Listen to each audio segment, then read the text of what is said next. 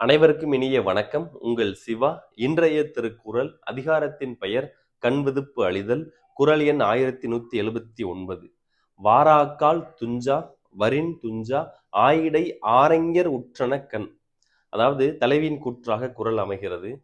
நான் விரும்பக்கூடிய என்னுடைய தலைவன் என்னுடன் சேர்ந்து இருக்கும்போது என்னுடைய கண்கள் உறங்காமல் இருக்கின்றது. அவனை பார்த்து மகிழ்ச்சி அடைந்து, இன்னும் பார்த்தீங்க அப்படின்னா அவன் எப்போ போவானோன்னு சொல்லிட்டு அவனுடைய பிரிவை தாங்க முடியாமலும் என்னுடைய கண்கள் உறங்காமல் தவித்துக் கொண்டிருக்கும். அதே நேரத்துல இன்று என்னுடைய தலைவன் பிரிந்து போய்விட்டான்.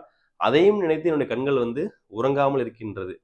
அதாவது என்னுடைய காதல் மூலமாக, என்னுடைய காம நோயின் மூலமாக என்னுடைய கண்களுக்கு தலைவன் இருக்கும் போதும் உறக்கமில்லை, இல்லாத போதும் உறக்கமில்லைன்னு சொல்லிட்டு என்னுடைய கண்கள் மிகுந்த துன்பத்தை அடைவதாக தலைவி கூறுவதாக இந்த குறள் அமைகிறது. நன்றி, வணக்கம்.